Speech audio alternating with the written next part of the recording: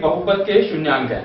एक बहुपद हमें दिया गया है कि f(x) बराबर है x square minus x minus 2 और इसके शून्यांक अल्फा व बीटा है।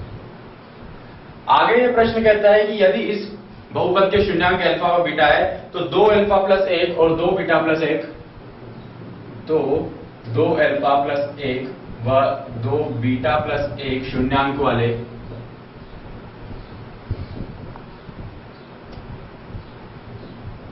बहुपद का समीकरण ज्ञात कीजिए।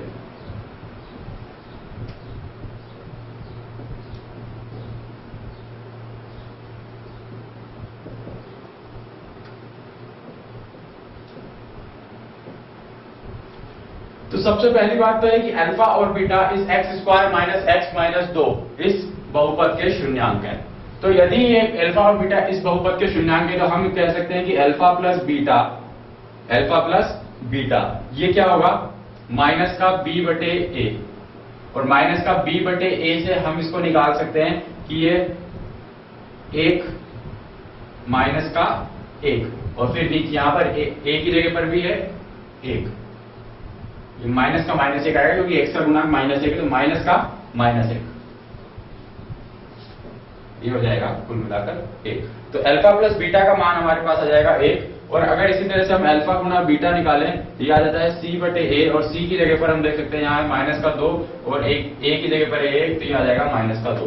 तो अल्फा प्लस बीटा हमारे पास आ चुका है 1 और अल्फा गुना बीटा हमारे पास आ चुका है माइनस का 2।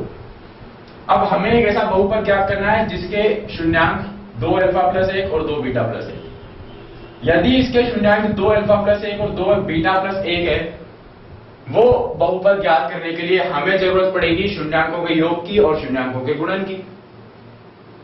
इसको छोड़ देते हैं और अब हम ज्ञात कर लेते हैं कि मान लेते हैं शून्यांकों का योग को s मान लें, तो 2 alpha plus 1 plus 2 beta plus 1। इसको हम लिख सकते हैं कि 2 कॉमन लेकर कि अल्फा प्लस बीटा, 2 कॉमन लेकर अल्फा प्लस बीटा इसको लिख सकते हैं, और बाकी 1 और 1 मिलाकर ये हो गया 2। अल्फा प्लस बीटा बराबर है 1 के, तो 2 प्लस 2 बराबर 4, तो s बराबर हो गया हमारे पास 4 के बराबर। इसी तरीके से हम इन्हीं दोनों शून्यांकों का गुणा भी निकाल सकते हैं, इसको हम p मान लेते हैं, तो हम निकाल सकते हैं कि 2 अल्फा प्लस 1 गुणा 2 बीटा प्लस 1, 2 अल्फा प्लस 1 और 2 बीटा प्लस 1 को गुणा करें तो ये हमारे पास आ जाएगा 4 alpha beta plus 2 alpha plus 2 beta plus 1। Alpha beta की जगह हम रख सकते हैं माइनस का 2, ये आ जाएगा यहाँ पे माइनस का 2, प्लस यहाँ 2 अल्फा प्लस 2 बीटा, यानी कि अल्फा प्लस बीटा इस तरीके से कॉमन लेकर हम लिख सकते हैं इसको 2 प्लस 1, ये हो गया हमारे पास माइनस का 8 प्लस 3 यानी कि माइनस 5। तो इनका शून्यांकों का गुणा हो गया माइनस का 5। अब हमें पता है कि बहुपद का सूत्र होता है f(x) बराबर x स्क्वायर माइनस शून्यांकों का योग यानी कि sx प्लस शून्यांकों का गुणा यानी कि p। तो हम इस बहुपद को लिख सकते हैं x स्क्वायर, s की जगह पर है 4, तो ये हो गया माइनस का 4x, और p की जगह पर है माइनस का 5, तो ये होगा माइनस का 5।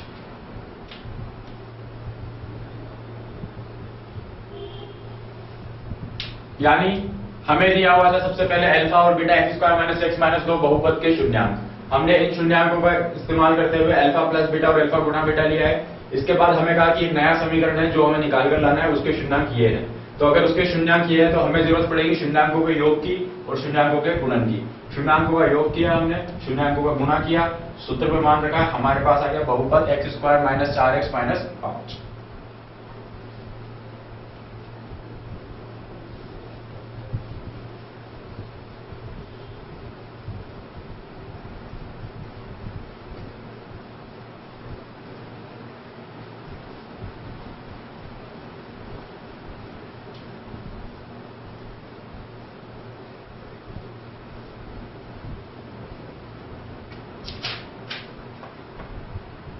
अभी तक हमने देखा द्विघातीय समीकरण के गुणांकों और शून्यांकों के बीच में संबंध। अब हम चलते हैं त्रिघातीय समीकरण पर, और त्रिघातीय समीकरण के शून्यांकों और गुणांकों के बीच में संबंध देखते हैं।